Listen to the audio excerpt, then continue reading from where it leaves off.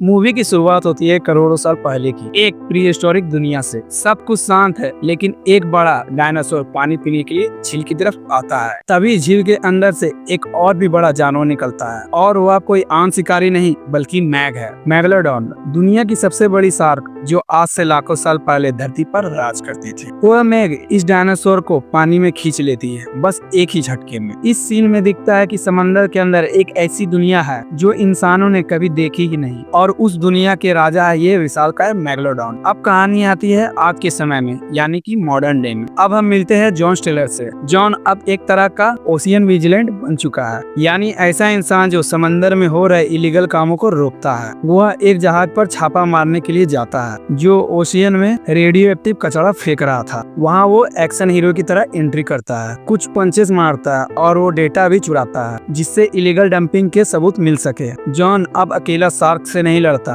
अब वह इंसानों से भी लड़ता है जो समुद्र को नुकसान पहुंचा रहे हैं। इलीगल शिप ऑपरेशन को रोकने के बाद जॉन लौटता है माना वन रिसर्च फैसिलिटी में, वही हाईटेक अंडर वाटर लैब जहां से पहली फिल्म में मैग को डिटेक्ट किया गया था। यहाँ हम मिलते हैं कुछ पुराने और नए चेहरे से। सबसे पहले मिलती है मिंग, जो अब बड़ी हो चुकी है, जो अब टीनेजर बन चुकी है, और वो अब अपनी माँ की जगह अपने अंकल जुमिंग जैन के साथ काम कर रही है। अब बात आती है जुमिंग की। वो एक मरीन बायोलॉजिस्ट है और उसने कुछ ऐसा किया है जो अब तक किसी ने नहीं किया। उसने एक जुवेनिल मैग को पाल लिया है जिसका नाम है हाइची। हाँ, आप लोगों ने सही सुना, वह एक मैग को पालतू जानवर की तरह रखा गया है। लेकिन ध्यान दो, ये कोई पालतू बिल्ली नहीं है, यह एक विशालकाय प्री हिस्टोरिक मॉन्स्टर है जो इंसानों को एक बार में खा सकता है। जुमिंग का मानना है कि अगर हम इन जानवरों को समझते हैं तो हम उनके साथ जीवन बिता सकते हैं। जॉन को ये थोड़ा अजीब लगता है। वो जानता है कि मैग पर भरोसा करना मतलब कि मौत को बुलावत देना। फिर भी हाइची को इनक्लोज्ड लैगन में रखा गया है,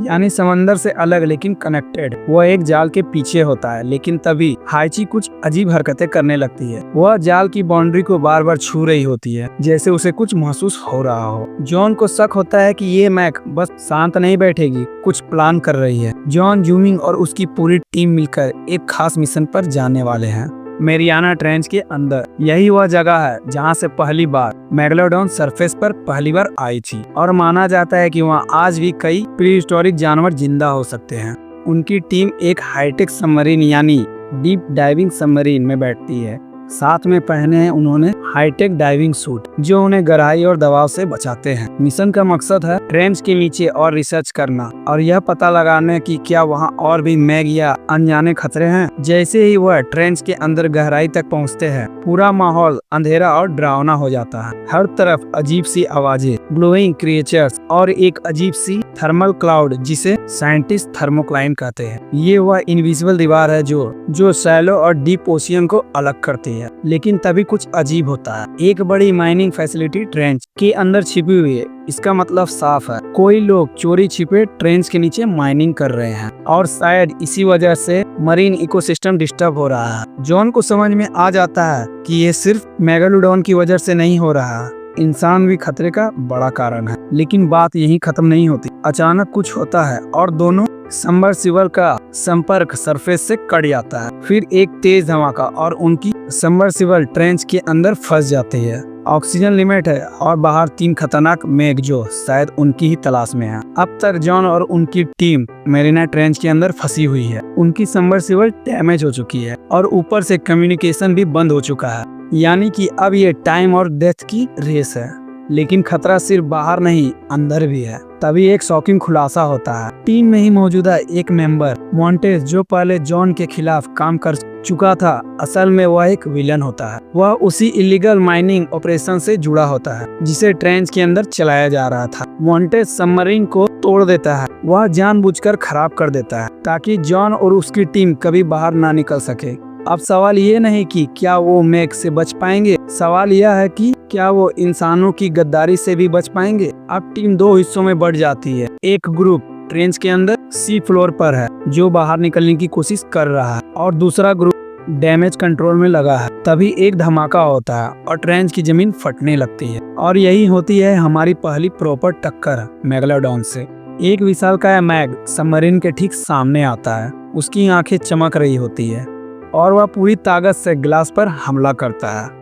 जॉन और उसकी टीम अपनी जान बचाकर डीप डाइविंग सूट पहनकर बाहर निकलते हैं और अब उन्हें ट्रेंच के फर्श पर करीब 10 किलोमीटर चलकर बाहर निकलना होगा, और वह भी ऑक्सीजन टैंक के साथ। लेकिन अब उनका पीछा सिर्फ एक शार्क नहीं बल्कि तीन शार्क कर रही है। और सबसे डरावनी बात, इन तीनों मेघ में से एक वो हाइची है जो अब अपने लगून इंक्लूजर से बाहर निकल चुकी है और शायद विल्ड बन चुकी है। अब जॉन, जूमिंग और बाकी बचे लोग ट्रेंच के अंधेरे में चले जाते हैं और पीछे कुछ जायंट शैडो तैर रही होती है और अब बचना नामुमकिन लगता है। अब जॉन और उसकी टीम ट्रेंच के अंदर फंस चुकी है और अब उनके पास बस कुछ ही घंटों का ऑक्सीजन बचा हुआ है और पैरों में हेवी सूट और सर के ऊपर 3 मेघ शार्क। लेकिन डर सिर्फ मेघ का नहीं, जब टीम सी फ्लोर पर चलना शुरू करती है तो उन्हें समझ आता है कि ट्रेंच के नीचे और भी भयानक जानवर है, ऐसे क्रिएचर जो अंधेरे में चमकते हैं और जो अब तक इंसानों की नजरों से छिपे हुए थे। यह एक अंडर वाटर हॉरर वाइब बन जाती है, हर तरफ सन्नाटा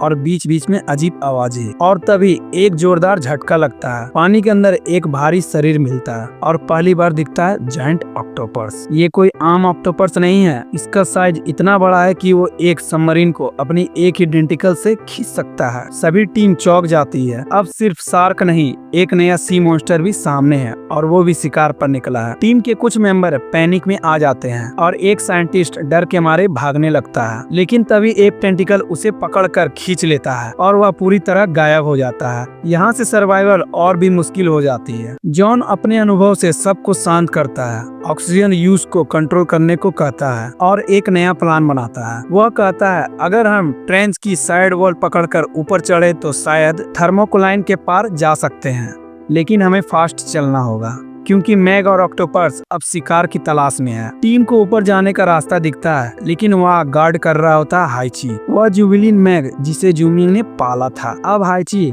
विल्ड बन चुकी है और वो अपनी पहचान भी भूल चुकी है। वह सबको एक थ्रेट की तरह देख रही है। जूमिंग उसे पहचानने की कोशिश करता है, लेकिन हाइची सिर्फ एक बार देखती है और पानी में घूमने लगती है, जैसे उनकी बुद्धि जाग चुकी है। आखिर में टीम जैसे तैसे एक नैरो अंडर वाटर टनल से होकर ऊपर की ओर बढ़ती है, लेकिन पीछे से टेंटिकल और शार्क अब भी पीछा कर रहे होते हैं। हर कदम पर मौत है और ऊपर पहुंचना एक ही मात्र रास्ता है बचने का। काफी मकसद के बाद जॉन और उसकी टीम आखिरकार ट्रेंच से बाहर निकलने में कामयाब हो ही जाती है, लेकिन अब तक बहुत देर हो चुकी थी। अब तक तीनों मेगलोडॉन, जिनमें हाइची भी है, और साथ ही वह जायंट ऑक्टोपस, सब के सब ट्रेन से बाहर निकल चुके हैं और वह सीधे बढ़ रहे हैं एक बेहद भीड़ भाड़ वाले टूरिस्ट स्पॉट की ओर, जिसका नाम फन आइसलैंड है। यह एक ट्रॉपिकल रिजॉर्ट है जहां हजारों लोग मस्ती कर रहे हैं। किसी को नहीं पता कि समुद्र की गहराई से मौत का तांडव आ रहा है। इस आइलैंड पर सब कुछ नॉर्मल लग रहा होता है। बच्चे स्विमिंग कर रहे होते हैं, लोग सर्फिंग और बनाना बोट राइडिंग का मजा ले रहे हैं। तभी पानी से निकलता है पहला मैग। एक पल में एक स्पीड बोट को सीधा बीच से काट देती है। लोग चीखने लगते हैं, भागदौड़ मच जाती है और फिर दूसरी मैग अटैक करती है, एक बड़ी याच को आधा चबा जाती है। जॉन सरफेस पर पहुंचता है, कोस्ट गार्ड को अलर्ट करता है और खुद जेट स्टी लेकर एक्शन में आ जाता है, लेकिन खतरा और भी बढ़ जाता है। पानी से निकलता है वो जायंट ऑक्टोपस और वह अपने टेंटिकल से फेरिस व्हील को पकड़ता है, घुमाता है और कुछ लोगों को हवा में उछाल देता है। अब सिर्फ ये शार्क अटैक नहीं रहा, अब ये एक सी मॉन्स्टर मूवी बन चुकी है। अब जॉन, जूमिंग और मिंग तीनों अपनी अपनी जिम्मेदारियां संभालते हैं। जॉन जेट स्की से एक मेग का ध्यान भटकाता है और उसे गहरे पानी में लाने की कोशिश करता है। जूमिंग अंडर वाटर डाउन से जायंट ऑक्टोपस को डिटेक्ट करता है ताकि वो लोगों को छोड़ दे, और माइंग हाइची को पहचानने की कोशिश करती है। वह उसे उस कनेक्शन से जगाने की कोशिश करती है जो उन्होंने इंक्लोजर में शेयर किया था, लेकिन हाइची विल्ड मोड में होती है, लेकिन उसकी बुद्धि अब उसको एक शिकार मशीन बना चुकी है। इस सीन में तीनों मैग और ऑक्टोपस आइलैंड को तहस नहस कर देते हैं और अब जॉन को एक फाइनली प्लान बनाना होगा ताकि इन चारों मॉन्स्टर को रोका जा सके। अब फन आइलैंड का नजारा किसी जंग के मैदान जैसा लग रहा है। हर तरफ तबाही का मंजर है।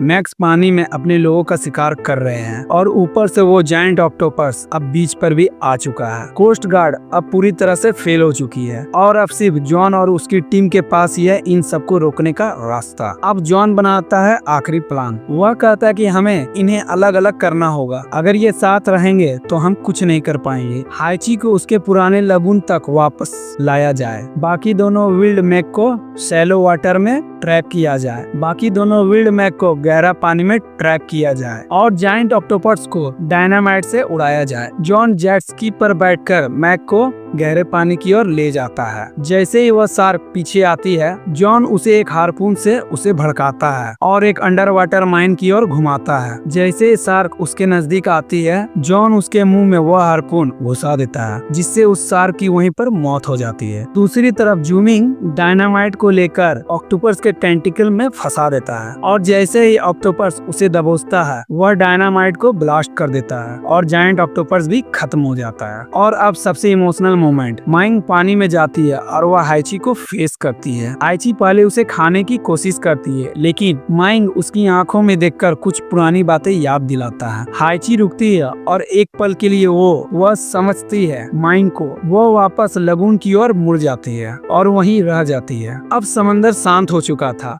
लाशें, टूटे हुए जहाज और सर्वाइवर्स को रेस्क्यू किया जा रहा है, लेकिन टीम जीत चुकी है। अब फन आइलैंड का तूफान थम चुका है और चारों तरफ तबाही का मंजर है, लेकिन जॉन और उसकी टीम ने वो कर दिखाया जो कोई सरकार भी नहीं कर पाती। जॉन आखिरी बार समंदर की ओर देखता है और कहता है, हमने एक दरवाजा खोला था और अब हमें कभी यकीन नहीं होगा कि पीछे और क्या क्या है। और इसी के साथ मूवी का दी एंड हो जाता है। दोस्तों, वीडियो अच्छी लगी हो तो वीडियो को लाइक जरूर करें और हाँ, चैनल को सब्सक्राइब करना ना भूलें। हम जल्द मिलेंगे नई दिन नई वीडियो के साथ। तब तक के लिए टिल देन बाय बाय।